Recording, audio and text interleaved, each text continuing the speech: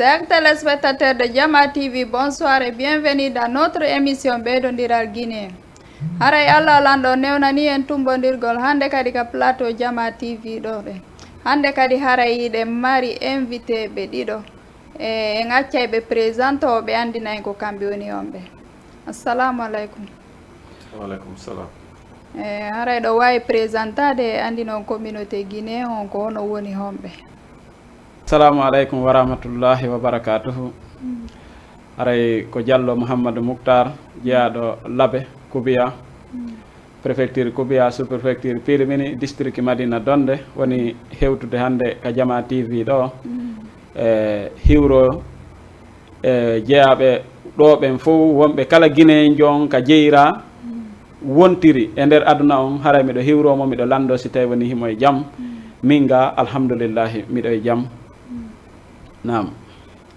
Onon kadi ɗo wawi présentade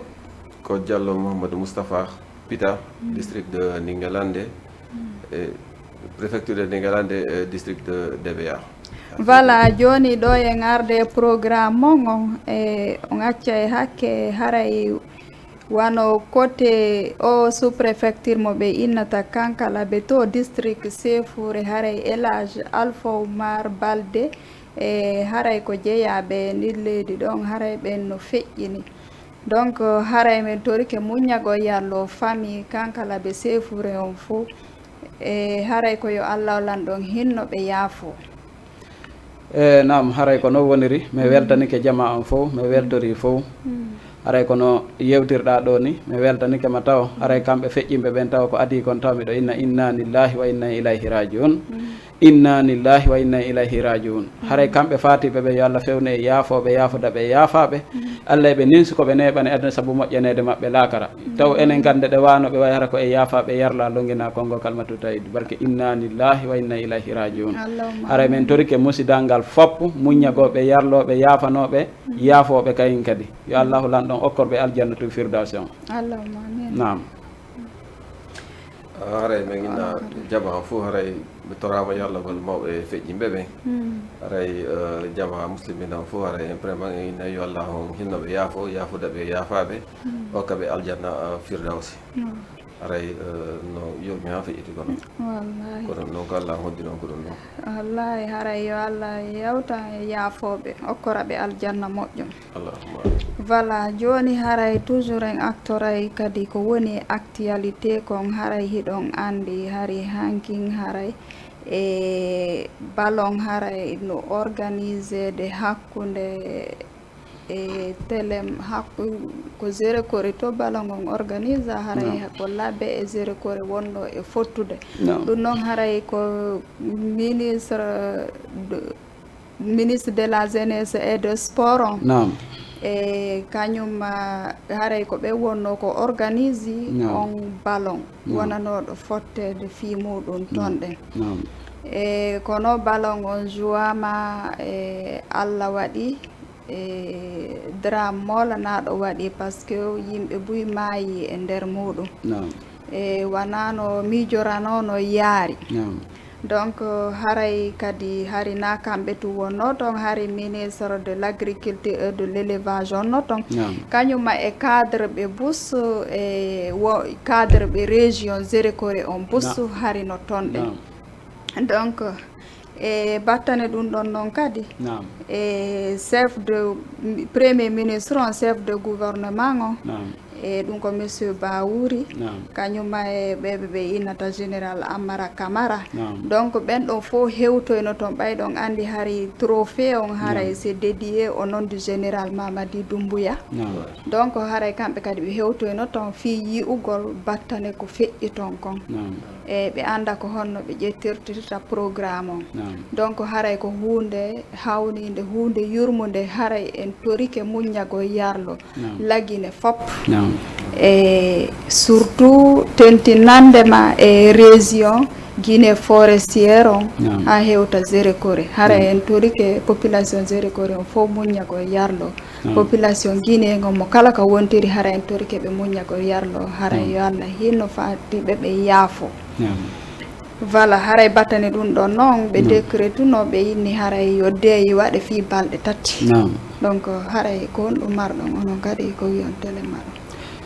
okay. en tant que guinéen jo wonɗo étranger ok haray Halimatu mi hiwrike ma mi weltanike ma kadi question ma o mana landal ngal landiɗa ngal haray mi weltanike ma ko adi kon tawo miɗo toro guinéenɓe ɓen kadi toujours kadi muñago yarlo par ce que ɗiɗo ko événement ji wona ɗo tu woni wadde wona ɗon tun kadi fuɗɗi wona ɗon kadi tañƴini ɗen hattata ɗen toro Allah noon yo Allah hattin ɗon kono kamɓe fatiɓe ɓen fof yo Allahu lanɗo yaafoɓe yaafodaɓe yaafaɓe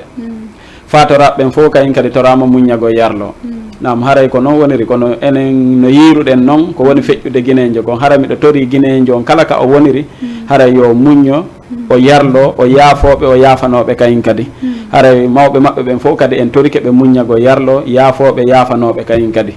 nam haray comme no yewtirɗa ɗo ni ay miɗo haray e premier ministre on ha e général Ammara Camara mana deuxiéme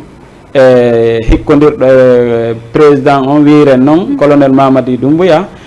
général kay pardon on yaafoto général Mamadi Doumbouya nani koɓe yewti kon haray ko kanko woni ko yeehi horeɓe région voilà kamɓe woni horeɓe région ɓen kadi fof mana préfet no toon sous préfet no toon dal horeɓe ɓen foppuno toon woni ka diina woni ka dawla ɓen ɗon foppuno toon haray inchallahu en yii kon feƴƴi ɗon kon kono noon haray min miɗo mari yewtere wotere nde mi yewta e ɗum ɗon bon ko honɗum mi mari komi yewta e ɗum ɗon si tawi woni organisation waɗama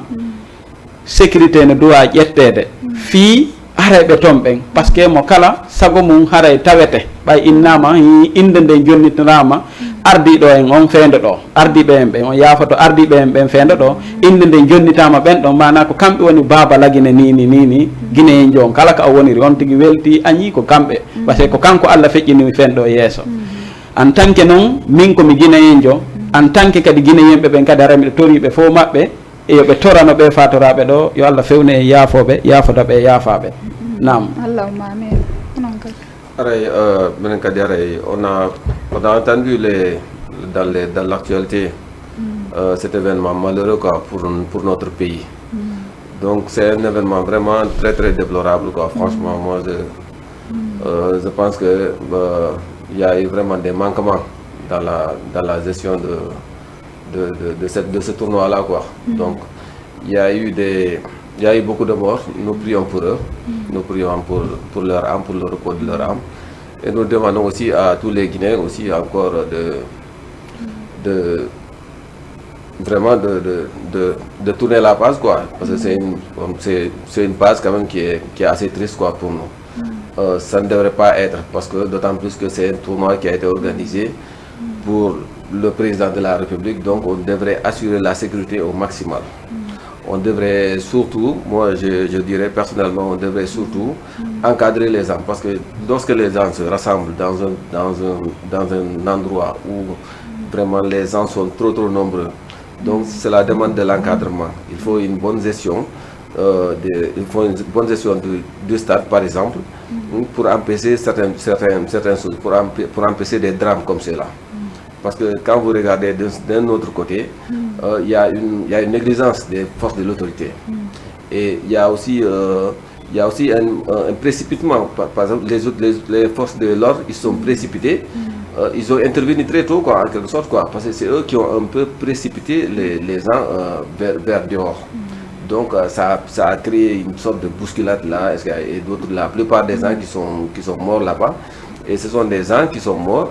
par la bousculade. Ce ne sont pas des gens qui ont été tués. Donc vraiment, c'est un événement très très malheureux que moi je déplore carrément, et vraiment prions pour que cela ne se reproduise jamais dans notre pays. Voilà. Et toujours sur Dramon kadi haray don andi monsieur Beya Diallo haray ko ancien ministre de la jeunesse et du sport haray kambe kadi be torike muñago yarlo e fatora ɓen fop région Zérekore on fof e la Guinée toute entière donc haray kamɓe kadi ko ɗum ɓe holli wondema haray ko hunde sattude e haray surtout telema côté organisation on haray ɓe holli e autorité ɓen haray no hani wattande yili e ɓe ƴetta disposition ji hara sifa ɗum ɗo wattali hande kadi e balɗe aroyoje ɗen voilà parce que haray côté organisation on par exemple min ko honɗum mi innata e haray no woodi ko manque ɓay sa ndaari e wano ɓe feƴƴimɓe fof ko paykoye tosukoye no wawi innude koɓe téléma intervalle hay ɓe heɓani 18 ans comme ça par 5 exemple ans, 8 de 2 ans, ans comme non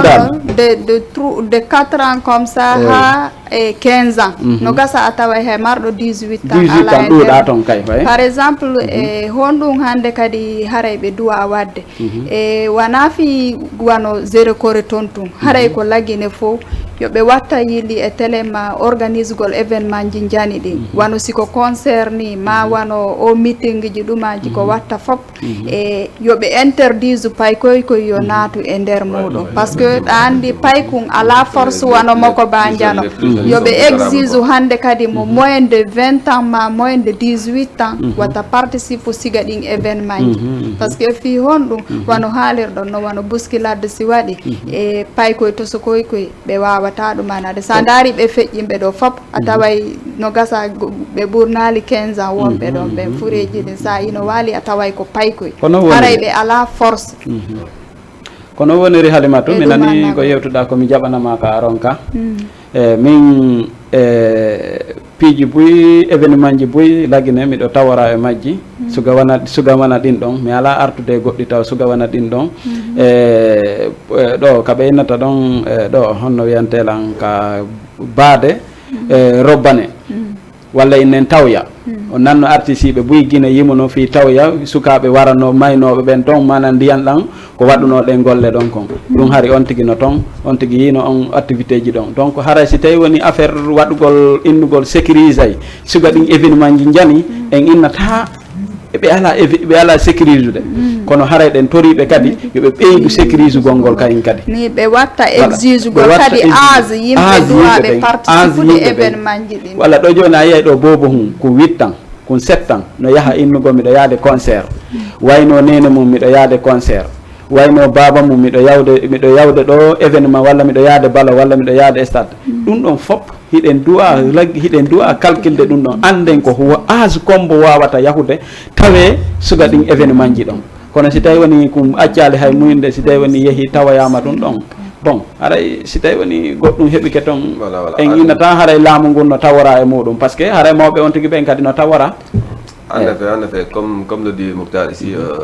c'est à peu près, c'est la même chose, hein. C'est très véridique ce qu'il dit là. C'est qu'il faut empêcher les jeunes enfants de participer à ces genres d'événements-là. Ça, c'est vraiment, c'est d'abord la première des choses. Il faut interdire, il faut mettre une date, un niveau d'âge pour lequel on peut pas participer à ces événements-là. Parce que ces gens-là, la plupart du temps, ils sont vulnérables, ils sont très très vulnérables par rapport aux autres. Donc, si on est âgé, on est conscient, on sait ce qu'on fait, mais quand on est enfant, on ne sait pas trop ce qu'on fait. Et ça, donc, on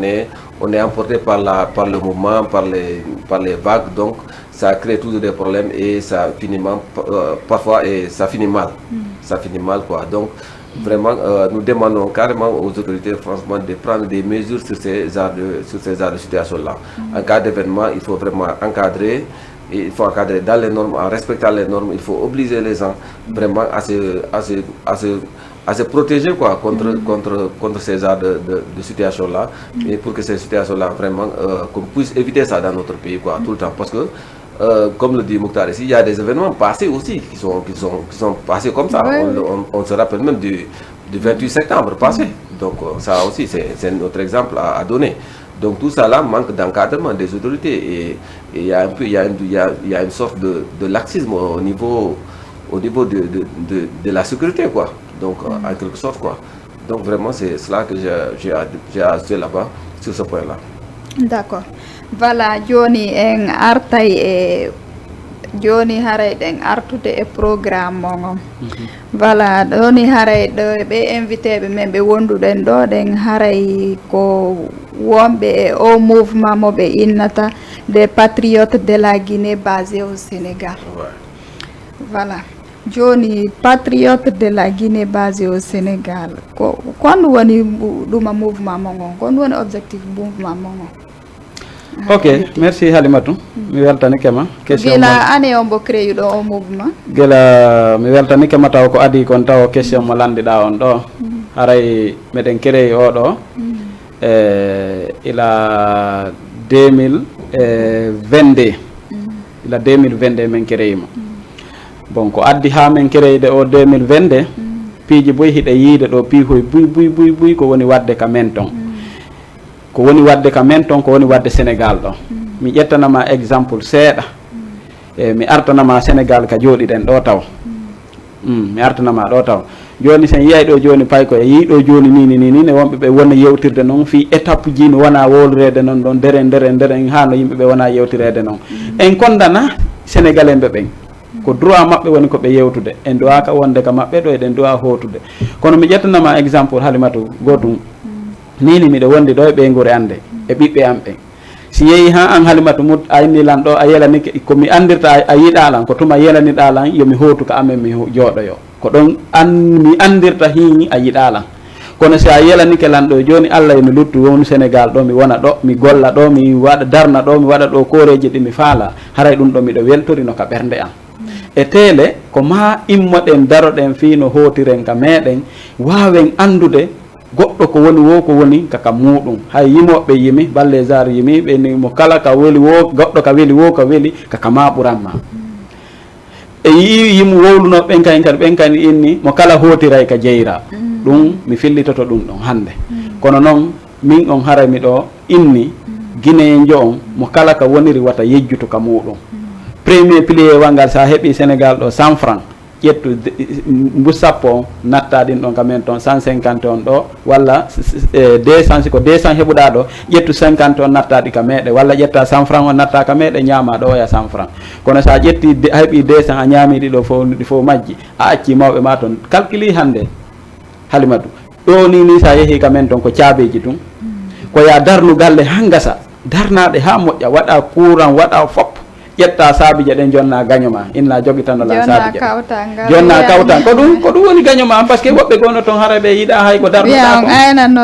ɓeyna aynanorelam ɗo joni noon ara yoɓa ɗo appartement ɗo 450 000 250 000 300 000 e yi fen ɗo événement honno appartement jiɗi nini fi heɓugol suudu tun taw ko probléme heɓugol suudu tun taw ko probléme itti e sikke noon taw fi innugol min mi heɓay suudu ndu 50 000 walla ndu 20 000 ɗum ala nini donc acciten ka meɗen no ɗi pitaji men wa'iri no ɗe pelle men wa'iri ɗum ɗon fof se remi no moƴƴa piiji kala ko waɗɗen toon moƴƴa hay si tawi woni ko tigare yanirma iwi ka poche ma yani si nde fuɗɗay ɗon nde laya heɓa ɗon nafa mayre itti e sikke noon sa remi donc haray bon aray miɗo toro jama on fof dargo ka fi kam a weltanama ɗon moƴƴa Halimatou vraiment je vais essayer de aray ko objectif tigi mouvement mon on voilà quoi mouvement des patriotes de la Guinée basé au Sénégal voilà donc je vais essayer d'aborder le mouvement des patriotes de la Guinée à l'étranger, bon particulièrement basé au Sénégal. Donc nous ici ce qui nous a motivés ici surtout, on s'inspire un peu du parti de PASTEF ici au Sénégal, qui a pris le pouvoir. Parce qu'on a vu que ces gens-là, quand même, c'est des gens vraiment, bon, qu'on peut qualifier quand même de leaders, des leaders vraiment nationaux et internationaux. Parce qu'actuellement, leur code de popularité, ça va jusqu'à dans toute l'Afrique. Donc, c'est des gens vraiment qui sont admirables. Et maintenant aussi, si on regarde un peu la malgouvernance qu'a connu notre pays pendant toutes ces années, donc nous prenons un peu le contraire de ces malgouvernances-là. Nous disons que, comme disent les Anglais, a piece of food in a river shall never be a crocodile. Donc en pulaar, quelqu'un dirait, l'égal qu'on a beau dernier à vous. Donc, il ne faut pas oublier qu'ici, si on est au Sénégal, c'est parce que il faut savoir aussi qu'on est à l'étranger. Ça, c'est d'abord fondamental parce qu'on remarque, on sent que la plupart des gens ici ne savent même pas où ils sont en réalité. Ils confondent le Sénégal et la Guinée en quelque sorte. Bon, je m'excuse un peu, quoi. Mais c'est des gens, bon, ils ne connaissent pas un peu trop les mouvements, les pays, l'histoire des pays. comprenez. Donc nous avons une grande amitié, une longue amitié avec le Sénégal. C'est des pays frères. C'est des pays frères. C'est la même population. C'est la même famille, c'est la même population, mais ils oublient qu'il y a eu la balkanisation, il y a eu la présence des Touaregs, il y a eu la colonisation. Donc c'est toutes ces notions-là, c'est tous ces trucs-là qui nous ont vraiment motivés à vouloir créer notre mouvement, le mouvement des patriotes de Guinée à l'étranger. Franchement, donc nous sommes les leaders. Moi et Mouktar ici, que j'apprécie beaucoup. Maintenant, actuellement, vous avez combien de membres au sein de votre mouvement? Bon, actuellement... on a 125 membres actuellement. Voilà, actuellement, on a les 125 membres. Donc, l'objectif du mouvement, on siège Donc les objectifs principaux du mouvement, c'est défendre nos valeurs, défendre les valeurs guinéennes, que les valeurs islamiques, les valeurs de la laïcité, les valeurs de la chrétienté. Donc les valeurs culturelles. Les valeurs culturelles. Donc mobiliser les Guinéens aussi de l'étranger et les Guinéens aussi nationaux. Et donc essayer d'unir les Guinéens, quoi. Donc parce que c'est l'union qui fait la force. Donc c'est ça un peu mobiliser. Éveiller les masses populaires. Nous avons une conscience un peu dormante par rapport à ce qui se passe. Quand vous regardez par exemple les notions de justice, nous n'en avons pas, nous ne comprenons pas les notions de papier, de l'information qui devrait circuler normalement, que ce soit venant de l'ambassade ou venant du pays, non, on ne reçoit pas. Bon, la bonne gouvernance, n'en parlons même pas. Et il y a aussi un autre problème qui nous guette, qui est très très grave, l'ethnocentrisme. L'ethnocentrisme. Il est habitué de diviser les pays par ethnie. Et ça, pour être un peu plus clair.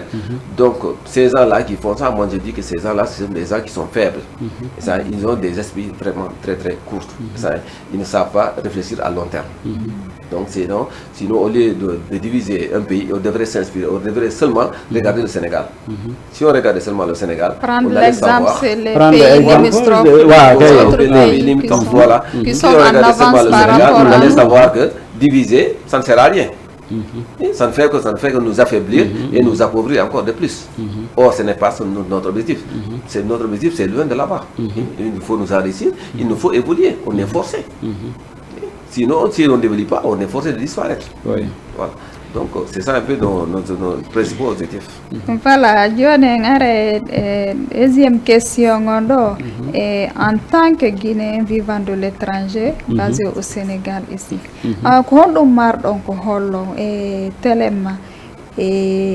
par exemple, quand on pousse à Soukabe, Wadugol au exode massif vers les pays limitrophes. Ok, Halimatu, les pays étrangers. Haraya weltanama. Burata pusugo sukabe mi fami ka wanda yewtude don haraya weltanama ko adi kon taw bon ko pusata Guinée jom wayen walla e wiyen ko pusata pullo Fouta on kon parce que sen calculi do joni min ko mi pullo Fouta ko pulbe Fouta ben buri yaltude pays on surtout wana Sénégal do nini donc min wobbe go no inna wo ƴiƴam pullo Fouta ɗan kaka leydi woni mana ko yahay ɗan tun koko yahata tun parce que bon piiji busi no woni ɗon tami juutinane yewtere nden fande piiji busi no woni ko yaltinde en ka meɗen manque de sécurité no yaltinde ka meɗen manque de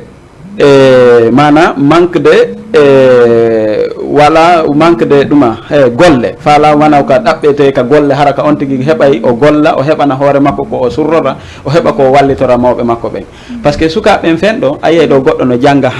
o hendo diplôme makko on o ƴetta diplôme makko on o halfina ɗon bawmi soro makko walla o halfina ɗon nene makko o halfina baw makko o naata waɗgo taxi moto o naati waɗugol on taxi moto ɗon kadi o waɗa on taxi moto ɗon ñande kanko e police hiɓe jokkodiri ayna joueur jom e alvitre on hara o joueur jom no iwtiri ɓaawo honno joueur jom no yeeso alvitre on no ɓaawo no wurta tun sefle no jokka ɓe ɗum ɗon kayen kadi ɓe nanggaɓe ɓe ittinaɓe ɗon de million walla de inde ittinaɓe ɗon de 100 000 200 000 300 000 donc sukaɓeɓen fen ɗo no ɓe mi woni yewtudude e mumɓen ko honɗum woni ɓe ittude ka men feendo ɗo nini ko tawde woni gurdan ɗan ka men ton kamɓe on hiɓe inni gurdan ɗan ka men ton mana ɓe wawata jooɗade e hoore ɗan ɗon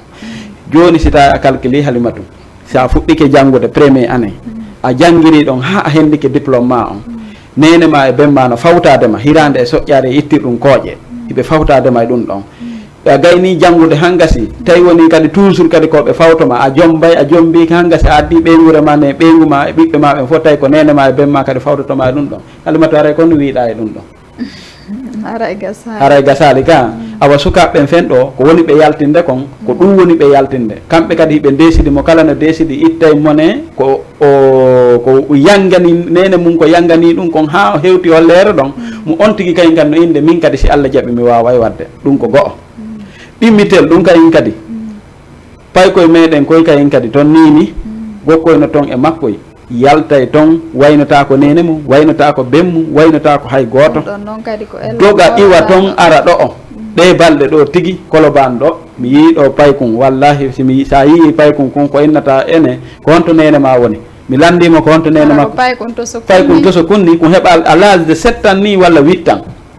o inni wo ko lagine o iwi o ari minni ko hombo ƴettuma toon adduma o inni wo kanko wo kaka chauffeur ɓen toon ko aɗuma mana kaka porte bagage chauffeur ɓen kadi no hana yetede wata ɓe addor sifa merci ɗum ɗon kayen kadi e disposition ɗum ɗon kadi disposition mum ƴettama ɗum ɗon kayen kadi ko honto waɗi somi innuma disposition mum ƴettama e ɗum ɗon kadi ni kala mo ala carte d'identité ni kadi mi rappela ɗum ɗon kadi jama on kadi mi ɓeyditanat jama on ɗum ɗon kayen kadi haray mo kala mo ala carte d'identité ni wata mo on ɗon ala buusude kamen kadi koye nini oto ɗum ɗon kadi mi rappela jama on kadi onon wonɓe heɗitade ɓen fof kala guine en jon ka woniri kala mo ala carte d'identité ɓe alamo ƴettude dey chauffeur ɓen alamo ƴettude loi on waɗama wona noon loi ɗo tum waɗi goy wona Sénégal ɗo tum ƴetti o loi ɗon ni si ɓe ƴetti guine en joka men toon ka garage guine toon wiyen toon wona ɓay ko laabe woni kamɓe minne son ƴetti goɗɗo ni laabe on ɓe addimo han manda walla lenkeri ka frontiére ɗon ɓe jaɓata on tigui yawta ko on ɗum salantoɓe salanto on tigui yawta ko par ce que sa joguitaki carte d'identité ni a wawata yawtude argol Sénégal ɗo ɗum kadi mi rappela ɗum ɗon kadi jama on si a mara carte d'identité a wota buusudey kam on si tawi woni ɗo hiɗa yiiɗi arde an chauffeur jo on si ɓe addima ɗo a naati ga a joguitaki carte d'identité ɓe innay a accatamo ɗo a yiltintinemo kadi acca pasa seɓɓe ɗo yiltintinamo han ɗo honno Koundara yiltintinamo han ɗon ƴetta auto ma on kadi arta joni noon hiɗen andi ɗum ɗon tun taw ko soñdia noon taw haray ɗen toro jama on kadi ka men to neniraɓe men ɓe babiraɓe men ɓe watta ɓe jaɓu pay koye mabɓe koye iwa ton hara joguitaki carte d'identité haray ɗum ɗon kadi miɗo toro jama on miɗo joro neniraɓe meɗen mana mawɓe meɗen wonɓe toon ɓe miɗo toroɓe miɗo jeejaɓe ɗum ɗon kayen kadi miɗo toriɓe fi Allah wata ɓe accu pay koye buusa toon tawa joguitaki carte d'identité pay koye aray koye kayen kadi koye waynotako koye haray miɗo toriɓe siɓe suivi en yoɓe toriɓe haray yoɓe ɗaɓɓu carte d'identité siɓe buusa toon ɓe ara ko ɗum ɗo wonani ɓe facilité o haray ko noon voilà pour aborder un peu le problème de la jeunesse en Guinée. D'abord, moi je dirais que la jeunesse guinéenne, c'est une jeunesse brave. C'est une jeunesse vraiment courageuse. C'est des gens qui sont disciplinés, qui sont vraiment dévoués, quoi. Ils sont solides. Franchement, quoi. Moi, nous les saluons au passage. Tous les jeunes qui nous regardent, nous les saluons au passage. Parce que ce combat-là, ce n'est pas pour nous seulement ce combat-là. Ce combat, c'est pour nous tous. C'est pour nous tous en tant que jeunes. Parce que vous voyez par exemple, la plupart des jeunes travaillent dans l'informel, qu'ils soient diplômés ou pas. En Guinée, presque 80% de l'emploi est occupé par l'informel. Donc, ces jeunes qui sont diplômés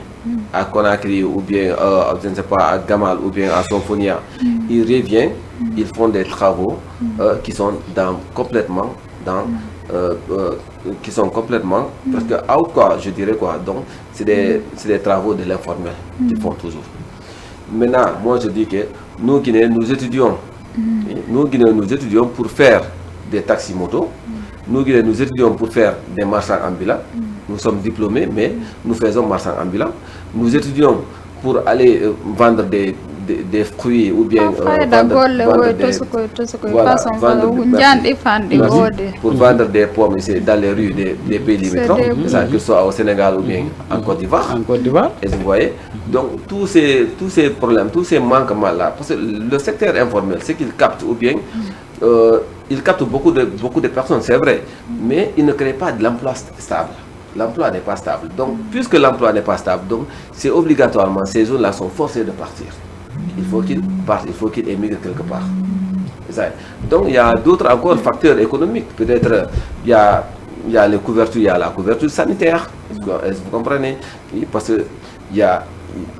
si vous regardez aussi sur le plan santé, la plupart des gens préfèrent sortir du pays pour se soigner, tout simplement parce qu'il n'y a pas de structure adéquate pour se soigner là-bas. Et la plupart des gens aussi préfèrent sortir pour étudier encore. Vous voyez, tous ces problèmes-là,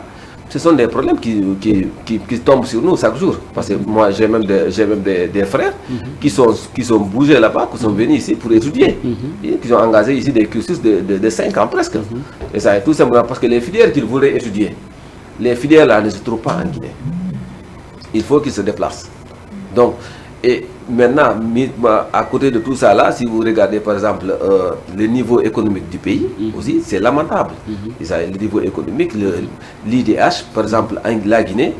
est le 190e pays en matière d'IDH, d'indice de développement humain. C'est très très faible. Le taux d'inégalité aussi est très élevé. La population est très inégale, presque 1% de la population seulement se partage presque 30% des richesses du pays. Ça, c'est des notions économiques dont je vous parle. Hein. Donc, c'est des notions, c'est réel, c'est des données qui sont venues de la Banque mondiale et du FMI. Vous voyez. Donc, tous ces manquements-là, tous ces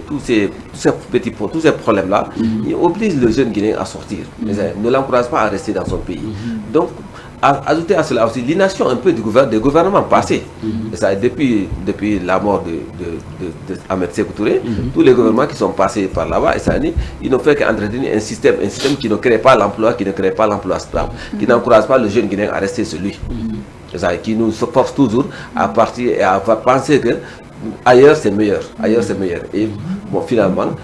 quand vous prenez des villes comme Labé, c'est des villes pratiquement qui sont désertes, il n'y a plus de jeunes. Quand vous prenez des villes comme Kankan, c'est un plein pays malinqué normalement, mais c'est des villes qui sont désertes. Je suis désolé de dire, parce que notre mouvement ici ne couvre pas seulement les Peuls ou bien les Soso, les Malinké. Mais nous ici, nous nous adressons à tous les Guinéens, à tous ceux qui sont guinéens, qu'ils soient de la basse-côte, de la haute-côte, de la moyenne-côte, toutes les cartes de région, voilà, qu'ils soient de la côte de la côte forestière. Donc nous nous adressons à tous ces gens-là. Donc voilà un peu, de façon générale, ce qui pousse les jeunes à sortir dans le pays. Voilà. Donc maintenant, en tant que Guinéen vivant de l'étranger ou basé au Sénégal, par exemple, on jeune bébé ariga ko problème du hondu yoton hibe rencontre ma onon tigiri ko hondu wondo rencontre de tigi yo. Woni siko hakkunde mon onon arbe ben ou bien hakkunde mon yimbe lerini en tout cas ko problème du hondu haray jeunesse on wawata rencontre gol problème majeur dans les pays étrangers. Ok, Halimatu, mi weltane kema question ma on toujours kadi question jima din hidi laabe hidi laba. Min o wonda yewtude do e wana Sénégal do mi fuddori. Mi wadi Côte d'Ivoire, mi wadi Angola, mi wadi Sénégal do. Ɗiɗo fof pays ji busi mi rewi ha mi nato e Angola. 3 pays ɗo woni komi konti ɗiɗo mi waɗi ɗiɗo kaka mi jooɗi ɗon mais rewgol laawol ngol andi sa rewi laawol a wata inde min mi rewi Sénégal ɗo ko ɗo e ɗo rewɗa kono noon fof no andi télé wona 2010 hiɗo fof no andi natoygol Angola ko honno natiroyte ɗum Djiboyi no andi ɗum ɗon merci Puy Djiboyi rewama bon kono min komi yi Sénégal ɗo kon mi ƴetta walla mi yiye jeunesse guinéen on ko woni heɓude soñdiaji ɗin pays étranger ji ɗin ɗum kontotako mi ƴetta noon exemple wona Côte d'Ivoire kami wonno ɗon Côte d'Ivoire si a hewti ton machallah a yaari ka pullo Fouta sa inni a tawra e pullo Fouta sa reti walla a tawra e pullo Fouta a yiyata fayda mi innata fof wujjatade kono a yiyata pullo Fouta ka wujjiɗa nangue ɗum aɗa uɗata yide ɗum kono pullo Fouta golla e lakkere mum ɗen fi o heɓu ko o dankora mawɓe makko ɓen o heɓa ko o dankora ɓiɓɓe makko ɓen o heɓa ko o darniroya ka me ɗum ɗon pullo Fouta on no andira ɗum ɗon on faami donc wona Sénégal ɗo kañum kadi e yiiɗo fulɓe Fouta wonɓe ɗo ɓen probléme ji busi hiɗen mari ɗo enen tigi taw ko andi kon taw Halimatu enen ɗiɗo tigi taw en yiiɗidira taw min e Moustapha ɗo ni ko menen woni membre ɓen ni ko menen woni ko menen woni hooreji ɗin ka groupe amen ɗo kono menen tigi ɗo fayda miɗo wawi innude min weltira ko wona honno min inniri min welda ɗum ɗon kaka ƴiiƴan amen ka ƴiiƴan pullo Fuuta woni waɗi somi inni ɗum pullo Fuuta ko ɗimmojo mum on o ɓuuri bonande pullo Fuuta yiyata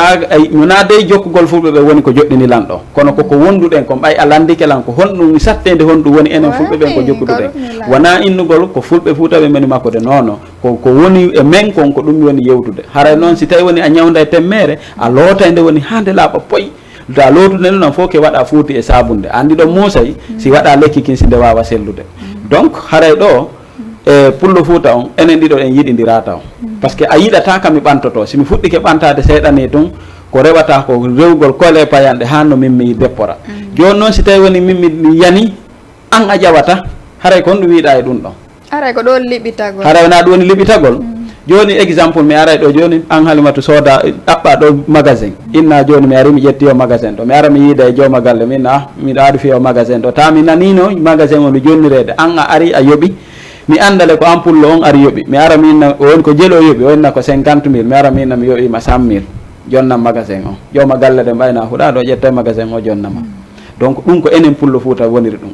mi ƴetta exemple kayen kadi mi ƴetta ɗo goɗɗo mi accamo e bitiki an mi ƴetta goto mi accamo e bitiki an o yeeya ɗon ha bitiki o yana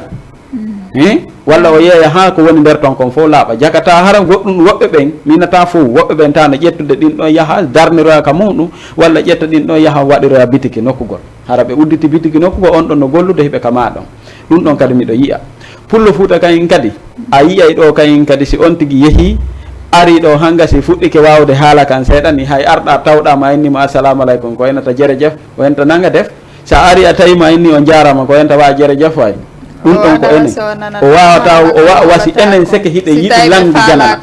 hiɗe yiɗi haala janana pullo Fuuta o no yiɗi haala janana ɗum noon wona ka sosoɓɓe se yeehi Konakiri sa ari a tawi sosojo sa ari a tawi pullo Fuuta no ko galle makko a inni o jarama ko henta a tanamo feeñe tanamo wuy tanamo heere tanamo wuy tanamo feeñe ko ɗum ɗon woni ko ɓe andi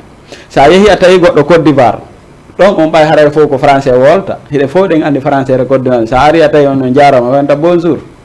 a fine jam bonjour ɗum ɗon ko ɗum ɗon sake enen hiɗe yiɗi haala janana kan sa yeehi Amérique fen ɗo kayen kadi a taway toon sa ɓurɓe ɓen fop ko anglais yewtata toon ɓe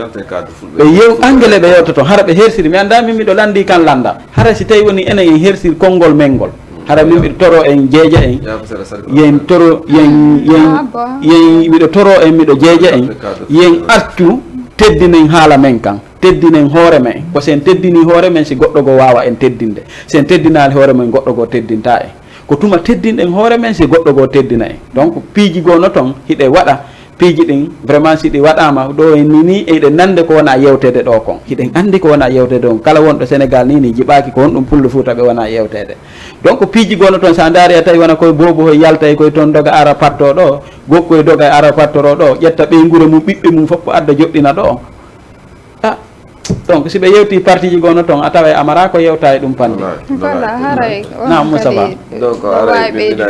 les problèmes que rencontrent les jeunes Guinéens une fois à l'étranger bon d'abord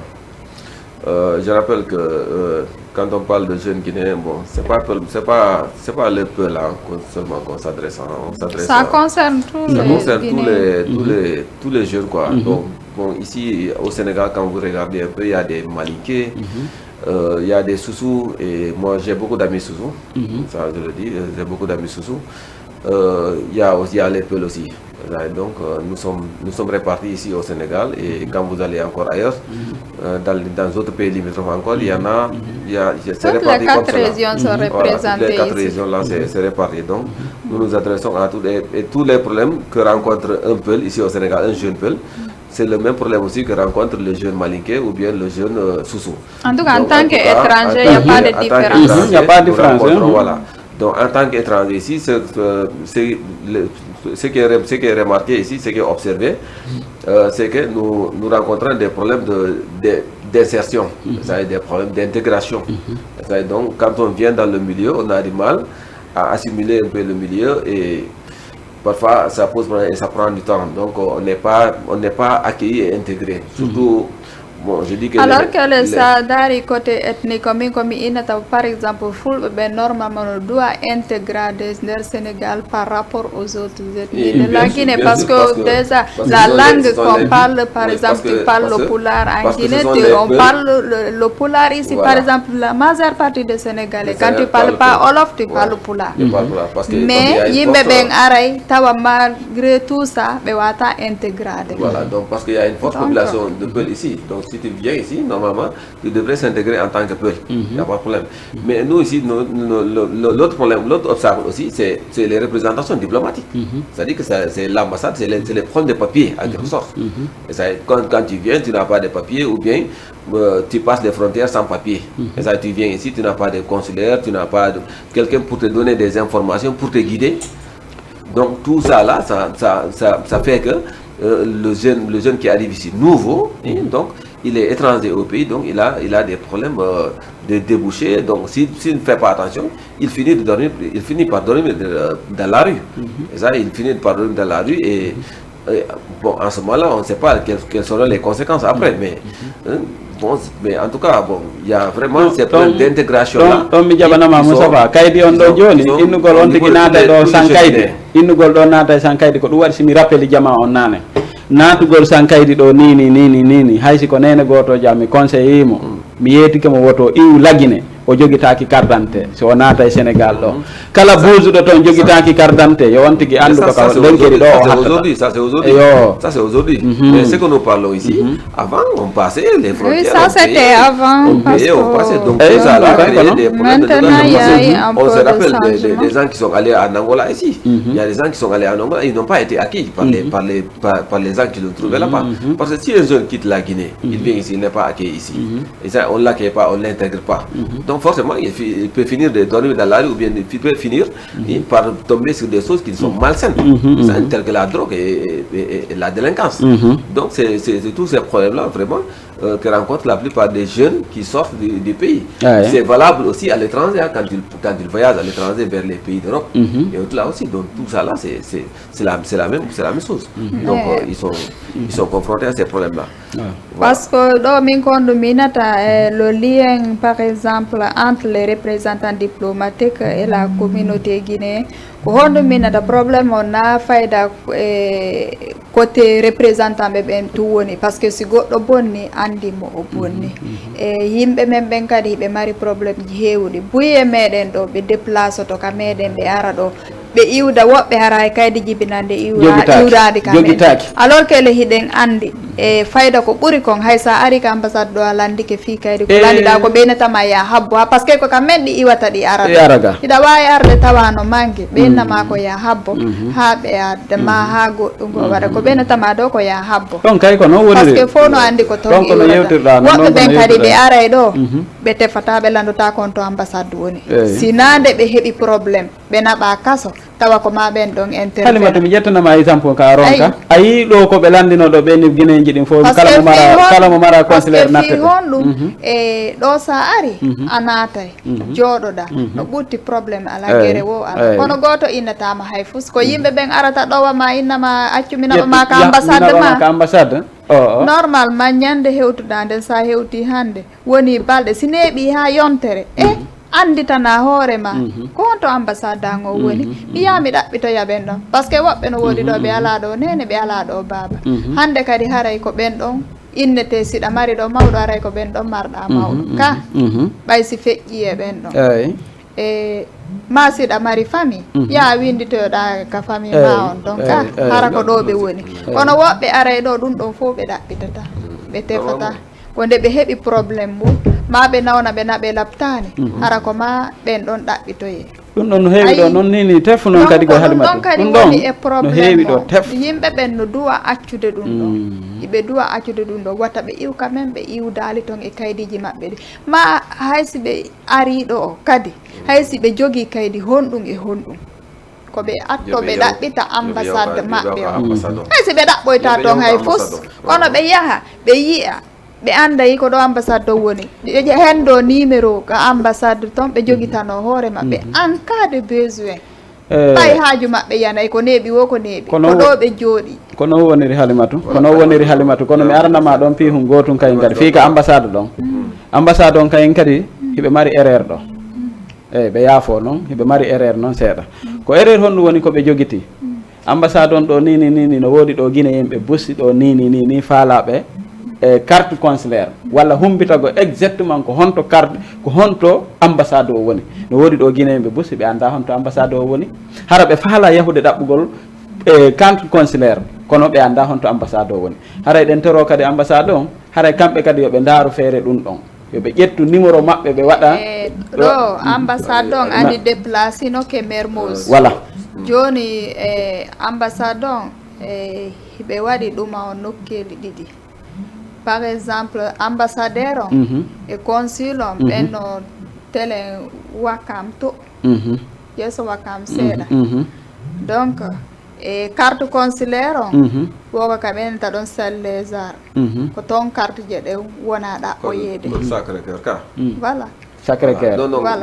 lié ambassade ji ɗin dal ambassade ji ɗi ɗuɗi ɗum ko to andi noon ko honɗum waɗi ɓe déplacé to ko résidence ko ɗon ɓe hoɗi ko ɗon ɓe golla donc jama on hara yahay ton ɗuuɗa to arano ɗuuɗi ko ɗum waɗi ɓe sendi ɗon kadi wawi ko noon Alimatu nanen to jogtiɗo e ambassade nanen to jogtiɗo ambassade si vous prenez par exemple d'autres pays comme qui ne sont pas la Guinée. Par exemple, un pays comme le Mali, par exemple, ils ont une ambassade ici. Mais c'est organisé quoi, c'est organisé plus que c'est nous. L'ambassade de Guinée, bon, moi je dis que il n'y a pas d'information qui circule. L'information ne passe pas. Ils ne donnent pas d'information. D'ailleurs, si je puis me permettre, est-ce que vous connaissez le nom de l'ambassadeur ici, de la Guinée? Donnez-moi son nom si vous le connaissez également. Onon kadi ɗaɓɓete ko Guinée non on tigi ɗon duwa onon ɗon duwa ɗaɓɓutude ɗum ɗon harana yollan son nom c'est Mandiou Diabaté. Vous êtes de Guinéen, vous vivez au Sénégal. L'ambassadeur de Guinée s'appelle Mandiou Diabaté. awa wole inde maɓɓe nde mo andu ɗon to woha communauté o fo nana. En tout cas le travail reste à désirer au niveau de l'ambassade. Maintenant, tout récemment, le 12 avril passé, 2004, il est allé rendre visite à Madame Yassine Fall, ministre de l'intégration africaine et des affaires étrangères du Sénégal, et des affaires étrangères du Sénégal. Bon, ils ont parlé peut-être d'intégration, je pense que c'est l'intégration des étrangers. Bon, ça, tout ça là, rien n'a filtré. On n'a pas communiqué sur ça, ça n'a pas filtré, et ça, il n'y a même pas de documents sur l'internet. C'est ça qu'on a vu, c'est ça la réalité. L'ambassade de Guinée, est-ce qu'il dispose d'un site internet? Chargé de communication, est-ce que non, les chargés de communication, on ne les connaît pas. Au niveau de l'ambassade, on les connaît pas. Est-ce que l'ambassade ici dispose d'un site internet? Alors que l'ambassade du Mali dispose d'un site internet accueil où tu peux envoyer un email, où tu peux recevoir aussi des informations. Un site internet, imagine-toi, une ambassade comme la Guinée, avec une forte population étrangère qui réside ici et qui n'a même pas de site internet. Donnez le chercher le site internet de la Guinée. Tous les autres ambassades, même l'ambassade du Mali, ces pays-là, nous sommes indépendants avant eux, il faut le dire. Ces gens-là disposent d'un site internet. Ça veut dire quoi? Ça veut dire que notre ambassade n'a pas évolué depuis 1958. Depuis qu'il a créé ici. Non. Il n'a pas évolué. Ni ko carte consulaire biométrique wonde wande ni ko carte consulaire biométrique wonde gasi wana ella Moustapha. Attends, je vais terminer. C'est ça. Donc, si l'ambassade ne donne pas d'informations, on ne peut pas trouver d'informations sur le net, alors que les autres ambassades donnent des informations. Je te dis, l'ambassade du Mali ici, même les mariages des Maliens, c'est signé au niveau de l'ambassade du Mali. Or, en Guinée ici, l'ambassade de la Guinée ici, d'abord l'ambassade de la Guinée, on ne sait même pas où il est. Joni oɗo yewti Halimatu yewti ka wonde joni mimi landidoma ko question honɗum marɗa ko honɗum mana ko honɗum marɗa ko yewta ko conseilla téléma côté ambassade on. D'accord. Les conseils que j'ai joni ko honɗum conseil honɗum marɗa ko conseilla mais d'abord laissez-moi vous dire les constats qu'on a fait. Non, ɗum ɗon joni yewtumen ɗum ko conseil honɗum ɓe nani ko yewtuɗa on va répondre à cette question là. Mais pourquoi l'ambassade de la Guinée ne peut pas rester sur place? sur un seul site. Non, c'est une autre question. Pourquoi l'ambassade de la Guinée ne peut pas avoir un seul site? Ils sont parfois à Ouakam, parfois ils sont à Sacré-Cœur, parfois avant ils étaient au point E. Nous, lorsque nous étions étudiants ici, ils étaient au point E. Non, bon, parce que nous, lorsque vous étiez... Depuis que j'ai terminé, bon, ça doit faire pendant les 4 ans comme ça, les 5 ans, vers les 5 ans. Mais je me rappelle très bien qu'on allait à point E pour des papiers administratifs. C'est que nous voudrions. Quand on a dit que l'ambassade de Nederlando arrive au change gouvernement, randi décret wadi ambassadeur jo ardo ko ko mi yewtama do Mustafa joni yo halani en kanko ko conseil hondu woni ko jogiti a fi c'est pas obligatoire c'est pas obligatoire la définition de l'ambassade c'est quoi ani ko l'ambassade ambassade no asa jetti lady dans Sénégal o kima do lady benama di do lady no lady Guinée mala no lady Guinée woni ambassade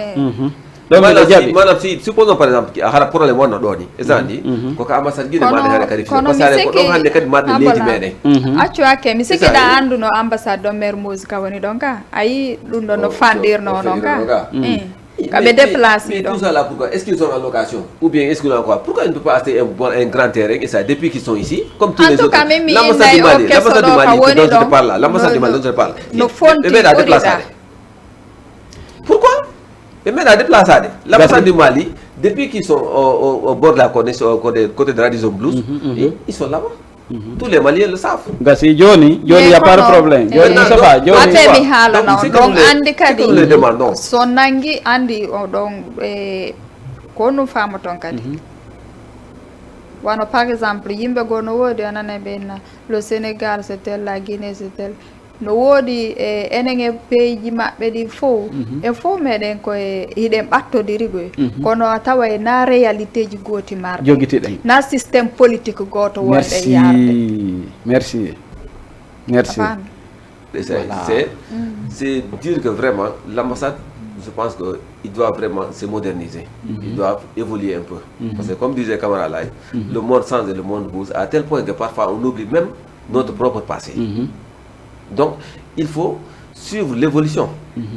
Si en ce moment-là, tu peux prendre ton téléphone là-bas et te connecter et voir ce qui se passe au niveau de l'ambassade ou bien les documents que tu as besoin, et au lieu de se déplacer d'aller jusqu'à l'ambassade, si ça c'est possible. Donc, ils n'ont qu'à s'adapter. Ils n'ont qu'à s'adapter, ils n'ont qu'à se conformer. Ils doivent avoir normalement un site internet, une page Facebook, ou communiquer, donner de l'information à les ressortissants. C'est ça, donner de la valeur à ces ressortissants. Sinon, c'est une manque de considération envers ces ressortissants. Merci, on a la même année. Yo Allah nani Guinée njo benani on nani Guinée yembe ko yewta don kon joni do en ara kadi les problèmes toujours yara Guinée quand même les problèmes liés à l'investissement sur le terrain public bay do ngandi souvent kadi jama on hare no heba dim problème ji e fi kala jama on hare buy tombe interdisante ma be na do ko zone privée ma ko duma ko état on je kon hatta be arabe wada investissement ji be fala e horem. Ok, Halimatu men nani ko yewtuda ko haray fi Guinée njon fi darnode ndi Guinée wona dum beynata fi darnode Guinée bon min haray mi do inna ko adi kon taw Guinée njon taw si o soda leydi yo kato o heba titre foncier o taw kadi hara ka o sodi don kayin kadi ka o faala darnude don himo andi go o wana zone réservée dimmitengel himo andi wana no lotisa hampari few so wawa sodude kono ayay do joni Halimatu woni Guinée woni étranger woni Guinée woni étranger du wana innugol tum de ko Guinée jontum dum kala ka wondirda kono surtout non kayin kadi Guinée Halimatu yahata do naata do e suudu jokka do datum ha naata ya e der salon goddo taw ka salon don ko don galde don su don duma on hatti c'est que yimbe ben no daranta no daru inondation ji wondi wadde kamen ton dim fendo do si ina wala si ndiyam fuddike wadde do pat la Guinée hare mo kala reedu mun no taji mo kala dano ta ko fi on watta dan hara fi on watta dan aye goddo no ara hangasa puusa ndiyan dan ara darna don hangasa te darna don suudu mun ara hoda don kanyuma e be ngure mun den joni len den andi pelletti alna tagado sa ndiyan sida ko neebi juuti wodan arale kakada woyi rewde don ko don da rewtata dum ko go'o dimmitengel kayen kadi ko woni wadde di inondation ji do walla waddugol bonnugol di darnodeji kamen ton ko be hibbay be ñooge joni iɗen andi ka men fayda ko ɗente 11 mois hara ndiyan ɗan no arde ndiyan ɗan ɗa inde ko lewru wotu hitande fof koye ɗum de fayda hitande fof hara ndiyan ɗan no arde joni si tawi woni ndiyan ɗan ari foseji ɗin fof udda ber lewru ndu ndiyan ɗan ariti ɗon ɗon ɓe addude foseji ɗin e ɗuma ñogueji ɗin ɓe hibba foseji ɗin heewa si ndiyan ɗan ari tun ɗan ala kaɗa rewra si ɗan heɓali kaɗa rewra tun pellete kaka nder cuuɗi yimɓe ɓen ka saloji yimɓe ɓen kaɓe waali ɗon ko ɗon ɗan rewata e yii ko yawti ɗo kon juulirde yii ka ndiyam tubbi nder ton ɗat cuuɗi yimɓe e yii yimɓe ka maayi ton wiyen taw ko adi kon taw wiyen taw o walla o ɗuma honno ɗi courant ji ko woni sumude ton kon kadi nini on yi on parti ɗon kayen kadi ɗum ɗon fopp no tawara e fi on ndiyam par ce que si tawi woni ndiyam ɗan ari ɗan natiri no ɗan natiri o ɗan hewti e compteur ɗon pellette si courant ji ɗi maƴƴi ɗon ɗum ɗon sunnayi ɗon cuuɗi yimɓe donc min miɗo wawi haɗa jama on no hani wattanorde yili e yii on no oɗo safiyatu ɓe yii si tawi woni no windi no innayi ko état on jeeyi wata ɓe memo ɓayno woodi ko tawata état halimatu mi jaɓante ɗon kamiron ka min komi guinéenjo min noon mi yiyatagoy ɗo ka goɗɗo inna ɗum ɗo ko zone réservé no si ɓe inni ɗo ko zone réservé ko Moustapha chef de quartier o mi yahata mi yiidaymo mi jonnama 50 mi minna yeyanteren o lagine ko no woniri fii ɓe yii ɓe inni andi ɗo hiyi ɗo ko ni woniri ko zone réservé maka berɗe e yiiɗo ni ni birɗeji wona yeeyede mi ƴettanama exemple halimatu ɗo ay yiɗo ɗe balɗe ɗo ɓe nanggaɓe ɗo ɗiɗo kayen kadi ka berɗe kalum ɗo kayen kadi no yeehi toon no lootade toon lekki fii yo heɓ mbuuɗi karamo ko nangga e yahuɓe lootagol nangga gardien nangga joni si tawi woni ɓe naati toon hanga si ko ɓe arɓe enna ɓe hollaɓe on to minen ko kaka gaburu sakkitaɗo surrede o gardi en on sappo mo innawa yahuɗa ko on ɗon sakkita surrede ɗe balɗe ɗo ko ɗum andirta guinéen jon koye allahu lanɗo fewnu en e laawol ngol fewugol ngol miɗo toro Allah yo allahu lanɗon fewnu guinéen jon e laawol fewugol ngol yo allahu lanɗon fewnan en laamugol ngu ton ngun kayen kadi hiɗen andi koye ɓe feewi yo Allah ɓeydu yo Allah ɓeydan en ɗum ɗon saabu guinéen jon kayen kadi no metti yewtude laamu ngun saabu wona feesi ɓe wakkilaki ɓe wakkili ɓe yewde population o ɓe yewde kono andi ko laamu ngu wakkili o ko population on kañum kadi ko yo wakkilo wallitoɓe walla wallitoɓe wosi goɗɗo no yirgandema rendu an kadi yirgu ɓawo kono si tawi woni ko goto wakkiloto sappo no ɓawo sabotoɓe kadi joni miɗa ñande wo ñande miɗa arde mi balaka maɗo hiɗa arde hibba ñogueɗe ay on est un peu out là quoi. Maintenant, bon, les problèmes de l'investissement, vous parlez des problèmes d'investissement. Oui, c'est le terrain public ou les zones réservées. Maintenant, bon, je ne vois pas le rapport avec les constructions de maisons ou bien d'achat de maisons. Maintenant, l'investissement, on parle de bailleurs de fonds, des gens qui viennent amener de l'argent pour investir, pour créer de l'entreprise. Ou bien Oui. Ah, c'est quoi, non, investissement, les gars. C'est le terrain public. Quelqu'un qui vient acheter des terrains, bon, ça, tant pis pour lui, s'il achète un terrain, mauvais terrain. Ça, c'est son choix. C'est pas le choix d'un autre. Et si les inondations, des gens viennent construire sur les zones qui peuvent s'inonder. Ici, nous parlons de deux, quoi. Sur la population guinéenne et les... Non, donc, Moustapha, il no wawi yurmede. No wawi yurmede, par ce que ko siɗɗo men haray. Potande goto walmo eyo goto en manag ma tayaali maka. Joni an ɗo ni mo nima ɗo ni ya yaw investisse ala Guinée. Ko no wata ya investisse ko la Guinée. Nawa mbuɗi maɗa créé entreprise ko ɗum goone wona ɗo ko fiɗugo on question pose a landilan non ko on question o pose ma ko ɗum noon min a landilan an kadi a landike lan mi expliqueande rogoni manam ko fi honnu watta goɗɗo encourage to goɗɗo yawgol laguine ma investi sa addan mbuɗi muɗum créé entreprise ma ɗum ko ɗum watta han on tigui décourage o yawgol laguine créé entreprise maintenant sa yetti par exemple ɗo ni siɗa faala laguine dans la créer des entreprises. Et il y a d'abord une insécurité contre les problèmes d'insécurité nous obligent certaines personnes, ou bien ne motivent pas certaines personnes à aller là-bas pour investir là-bas. S'il y a des cas de kidnapping, il y a des cas de, je ne sais pas, de viol, il y a des cas d'insécurité sociale, ou bien encore peut-être plus grave encore, il y a des problèmes d'infrastructure, il y a des problèmes là, il y a là. Il n'y a pas de courant, il n'y a pas d'eau.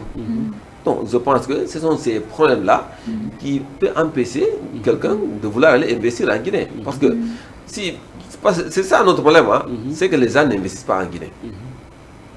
Nous, les étrangers, nous n'allons pas là-bas pour investir là-bas. C'est ce qui fait que les jeunes ne trouvent pas de l'emploi stable là-bas. Donc, s'il n'y a pas d'emploi stable, donc, automatiquement, tout ça là, ça touche un peu les problèmes. Ça nous amène même au problème des immigrations. Donc,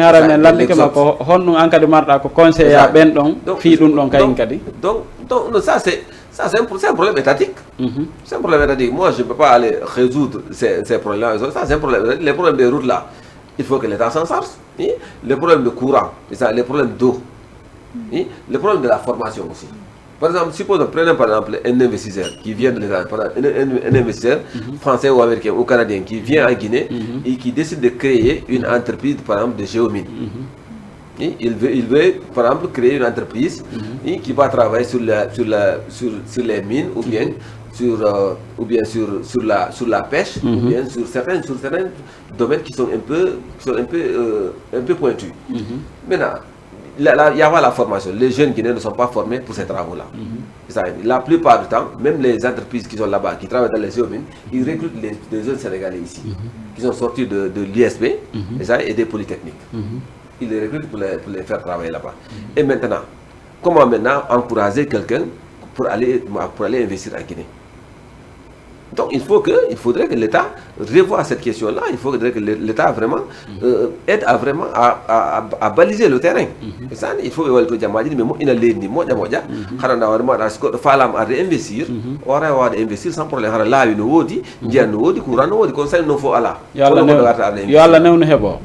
voilà, c'est ça la question. Est-ce vrai? Donc, problème d'investissement de la Guinée. Donc, il faudrait que l'État vraiment veille à ces problèmes-là pour essayer de résoudre ces il n'y a pas de problème. Mais d'arrêt, c'est l'État. Meɗen tawara ɓay komi Guinée voilà ɗo joni en aray o point 4e point ɗo ɗen e probléme d'insécurité à Conakry. Donc haray mene on a un grand frère là, le nom de Alassane Jimo, et omo ɓeɓenta Jimo et frère. Donc haray on kadi no kinapano ça fait maintenant ko 3e semaine on haka woni ɗo famille makko koloma voilà haray ko on ko ɓen addata o boisson mo ɓenata Tropix e céréal ko fayɓe ɓe ñamata haray ko ɗum ɓe woni ko ɓe addata haray noon famille e population kankalaɓe on fof ko haray ko kankalaɓe ɓe jeeya haray no tori ballal téléma fe autorité ɓen haray e mo kala no wawiri haray fiino ɓe humpitora fi makko. Ok, Halimatu men nani ko yewtuɗa kon ko adi kon tawa hiɗen toro Allah subhanahu wa ta'ala on yo Allahu lanɗon jonnutuyen ɓe jam e kisiye haray ɓe wuuri hiɓe selli hiɓe sellira haray ko woni lagine kon no metti sifade si en inni en kontay ɗo han janggo e wata gaynude fi ton kono noon ko adi kon tun taw miɗo tori jama on fof surtout ɓe opérateur économique haray miɗo toriɓe mo kala yo wattanoro yili e ka muɗum ko honɗum woni wattanorogoy wona innugo wattanorogo yili ka muɗum saabu somi inni joni ka muɗum fo sikka joni awa haray kaka fulawa ko honɗum woni wattanorogo yigo ka muɗum kaka galle ma taw anda hi ko honno wonɗa yarude ko honno wonɗa yaade e ko honno kadi ko homɓe kadi woni batula ma on par ce que ɓe inne pullo fuutane ɗi innude ko wujji ko ganda ko watta honno woɗɗa ɓamol ɗum hiɗen andi ɗum ɗon wo gujjo nder suudu on no metti nangude on sah on no wona ɗon ha o wujja ha o nangue ono on kay nanguede kono goo kadi woɓɓe kadi no inna ñande Allah walla wujjowo ha ñande goo kadi Allah walla wujjeteɗo hiɗen toro Allah subhanahu wa ta'ala yo Allah jonnutu en mawɓe meɗen ɓen e hoore jam moƴƴere yo Allahu lanɗon jonnutu en ɓe haray affaire sécurité on sen wowli fi affaire sécurité lagine vraiment e yewta e han janggo e yiiɓe feƴƴimɓe kayen kadi ɗe sengo ɗo honno ɗo kabele kako to honno ɗo awa haray ɓe opérateur ɓe okkino ɓe feƴƴinoɓe toon kadi ɓe siɗɗo muɗum warunoɓe mana ko ɓiɗɗo koto maɓɓe e wi maɓɓe woni ko wari ɓe kobaya merci kobaya e yiiɓen ɗon kayen kadi no programme maɓɓe on noon no yawtiri noon ara tawa goɗɗo ka makko tawa siɗɗo ma no tawora o inna joni si ɓeyna ko ammen arani ɓiɓɓe makko ɓen e ɓenge makko ɓen fof yalta jooɗo ɗon inna joni hi si tawi woni a warayla o accu mi wooda komi sakindi ɓiɓɓe am ɓen e ɓe gure ande an jooɗoɗa ɗum ɗon tawa sécurité no woodi ɓen ɗo jooɗo ara waɗa on tan ɗon fop hiɗa a hula a waɗa hay fus ara yaha yeyduɗa ɓe gure ma ne inna awa simi maayi de haray ko oɗo woni ko juulatala ko oɗo woni ko ɗumanatola ko oɗo woni ko ɗumanatola e modi ko yurmi ɓuru ɗum ko yurmi ɓura ɗum donc e yiino ɓen ɗon sakkitori noon kono hiɗen toro Allah yo Allah yaafo ɓe ɓe nangaɓe ɗo nini yo Allah jonnute en ɓe haray ɓe wuuri selli on faami donc haray ko min kon ɗum mi toroto yewtere lannata ko honɗum mi toroto sécurité on Bassir général Bassir Diallo ko kanko woni ministre de la sécurité on ko honɗum torotoɗenmo koyo assuran en sécurité guinéenjo on général Bassir Diallo min torike on min jeeji on assurane men sécurité guinéenjo on nokku kala ka o wawi wontirde ko onon woni ko landitoyte fi ɗum ɗon janggo sa halfinama hunde nde janggo andu to a landitoyte nden ɗon janggo hande taxi moto daɗa goɗɗo honno jiwum daɗa e yiiɗo jiwɓe ɓen fen ɗo hayka école ji si ɓe yeehi l' école ɓe wiyelote ɓe ƴette ɓe wukkoy ka nder cabinet ji ko hulɓini ɓura ɗum ɗon fof ko an tande tawde sécurité ala par ce que siɗa andi si tawi woni a waɗi ɗum ɗon joni ko honto sakkitortoɗa a waɗata janggo sin heɓinoke ɗo ɗiɗo tato nayo nangaɓe waɗa ɗum ɗon pellette harayno wona ɗo wona mi ƴettanama exemple ko kadi halimatu e yiiɗo o kunjimum viola kum ɗo kadi ha ɓe mawɓe kayen kadi dey kadi par ce que ko imamuɓe kadi ko kamɓe jeeyi école on kayen kadi e yiɓen ɗon kadi ka maɓɓe on no yawtiri noon lagine ɓe violumo hangasi ɓe yewtude makko ɗon tawi ɓe yewtida ñande o ñande ɓe ara ɓe yettida e makko e kooƴe toon hanno ɓe ɗum ɗo feƴƴiri ɗon ni ɓe ƴettimo ɓe naɓi ka hôtel ɓe waɗi golle maɓɓe ɗen hangasi kun jiwum ɗon heeɓi nden nawnare ɗon ni jiwum kum hiɗen andi étape makkum on ko honno woniri maɓɓe nanga soka naɓa sirete hangasi ɓe woni toon 3 jours 4e jour on ɓe yalti hiɓe jindude ɗon ɓe joguiti otoje 4x4 je maɓɓe ɓe jindude ɓe wadde koɓe faala ko hombo perdi na famille jiwum kum hara hiɗen sensibiliba ɗen toro jama on fop mo kala jiɓɓen kayen kadi yo reeno pullo fuuta ko enta ko wo ciikuli feetago ko mbewa woni haddaki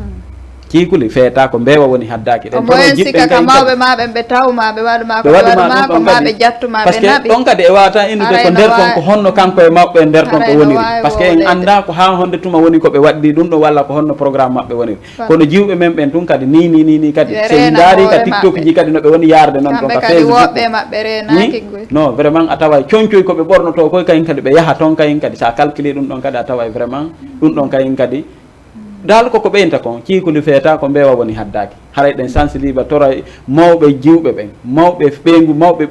manam mawɓe meɗen ɓen yomi fuɗɗorono mawɓe meɗen ɓe hiɗen toroɓe hiɗen jeejaɓe ka saabi Allah yoɓe waɗu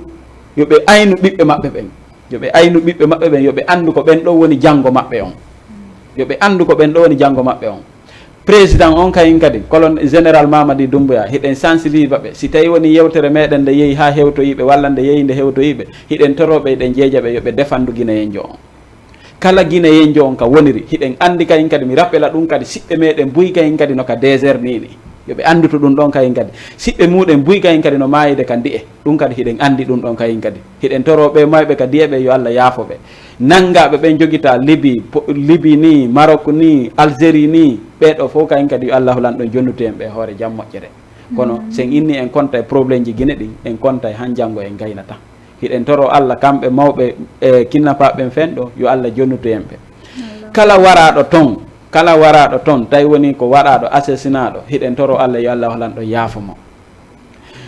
wonɓe toon ɓen kayen kadi yoɓe andu way hi yoɓe ƴettu sécurité maɓɓe on responsabilité maɓɓe on anda goɗɗo wawatama aynude ko an aynata hoorema ko sa ayni hoorema a defandi hoorema si goɗɗo wallitoma donc sa jogi tike wana ndin jawdi ɗon foppo a jogi tike wana ndin jawdi ɗon a ronki ƴettude goɗɗo ko takkoma ɗon kayen kadi haray no satti hiɗa ƴettude noon kayen kadi sa ƴetti noon kadi sa ƴetti voilà sa ƴetti noon goɗɗo go kadi goyo takkikema ɗon kayen kadi si tawi woni on ɗon kayen kadi no darude business ji maɗin toon eno kuuɗe maɗin eno wonirta noon toon a taway ɗum kadi no satti vraiment affaire sécurité on ka men ɗon ka yaruɗa wo ka yaruɗa gongaji ɗiɗi heɓodata ka yaruɗa wo ka yaruɗa donc ça nari le problème de sécurité en Guinée atawa amina ça se trouve presque bon, il y a des exemples qu'on peut donner, quoi. Donc, ça se trouve presque à 3 niveaux. Donc, si vous prenez par exemple,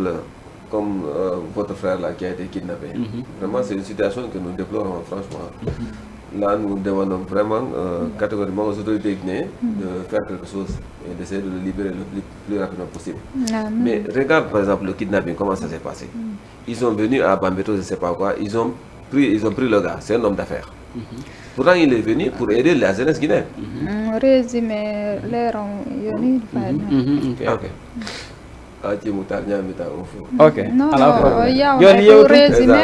Donc, c'est un homme d'affaires, il est venu pour investir. Et maintenant, s'il est venu pour investir, on le kidnappe là-bas. Le taxi-moto qui était venu pour intervenir, on le tue et il tue encore d'autres personnes sur leur passage. Ça, c'est un cas. Et si on prend, par exemple, l'autre exemple si nous prenons l'exemple du gars, de l'Américain qui était venu investir, je ne sais pas si c'est au foot salon et au Kila, et finalement, il est assassiné par son propre gardien. Ça, c'est des problèmes, c'est très grave. Et le cas de l'imam dont tu racontes là, et ça, l'imam, je ne sais pas, c'est l'imam nous, je pense. Il est accusé de viol, c'est avéré, il a violé, mais il n'y a pas de justice. Il n'y a pas de justice. Et ça, ces problèmes de justice là, ça crée ce qu'on appelle des révoltes sociales. Plus tard. Ça va révolter, ça va créer ce qu'on appelle la division de la société. Parce que les populations marginalisées là, ils vont vouloir faire justice par eux-mêmes. C'est ça le problème.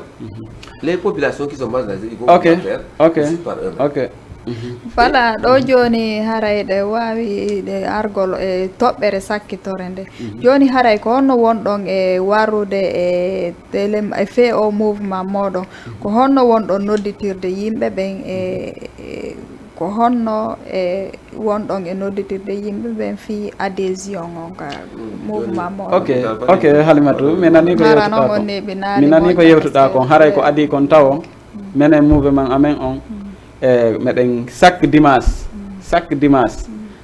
e premier fin de mois on premier dimanche on e nder mois on min fortay min jooɗo meɗen mari numéro téléphone ji kamen nodde kala faalaɗo natude walla kala faalaɗo humpitade ko honɗum woni nder ton on tigui no wawi men contactude mo wawi men contactude inchallahu haray meɗen tori guinéjo o nokku kala ka o wontiri haray meɗen toromo surtout Sénégal ɗo wona noon Sénégal ɗo tun kala guinéjo on ka wontiri yo andu ko menen komin immi ko defandugol guinéjo on kala ka o wontiri surtout noon ene wonɓe Sénégal ɗo ɓe hara meɗen toro on fof moɗon yon ar tawton men wallidiren jonnodiren juuɗe ar wonden hendu naɓata en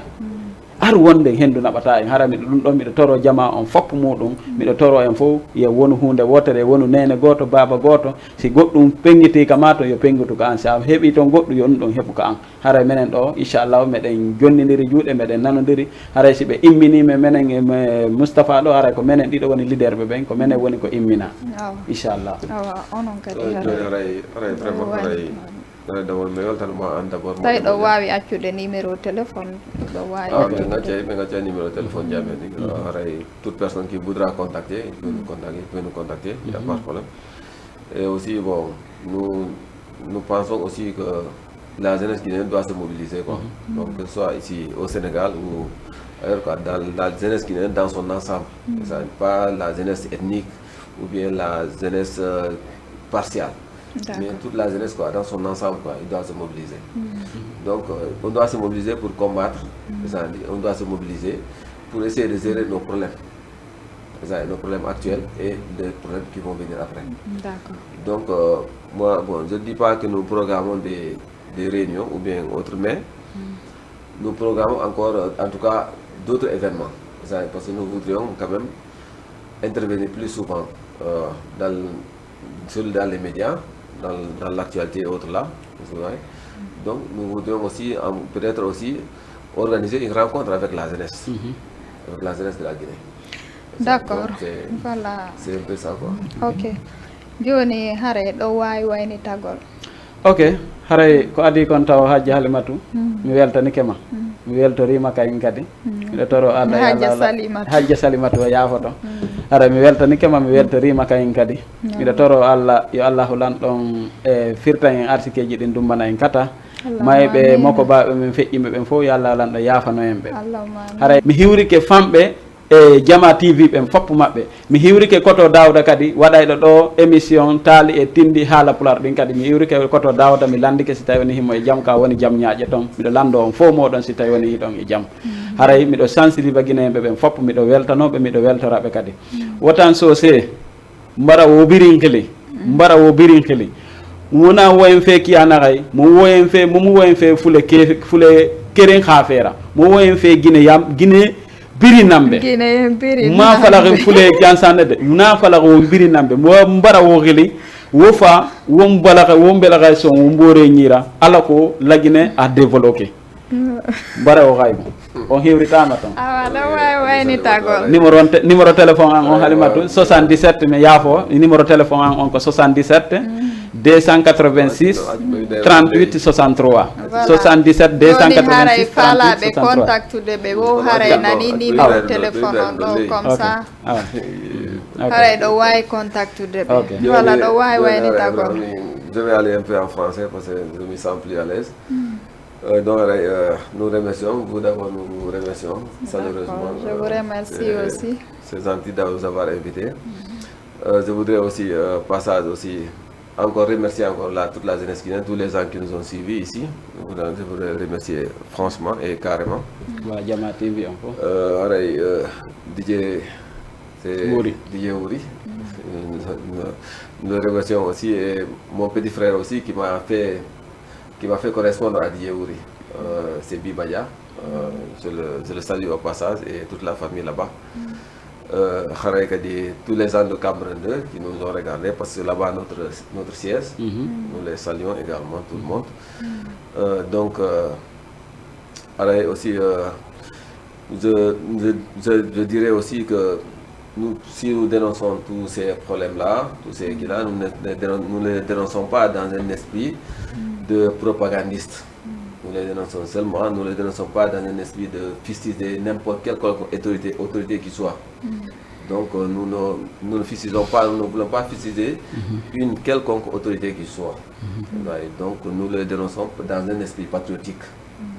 Dans un esprit de réveil et dans un esprit aussi de vouloir voir, dans un esprit aussi où nous voudrions voir notre pays parmi les nations les plus grandes. Donc c'est un peu ça quoi. Donc voilà joni haray min kadi mi weltanike on gonoti ɗon invitation on ko voilà e ɗo yen fermude émission on haray ka côté régie to ko PDG on haray e weltanike ɓe kamɓe ɓe gure maɓɓe nden kamɓe ɗowti en ha réalise ɗen o émission ɗo haray mi weltanike mo kala ka woni men e darde leydi aduna on haray mbimsi Allah jaɓi.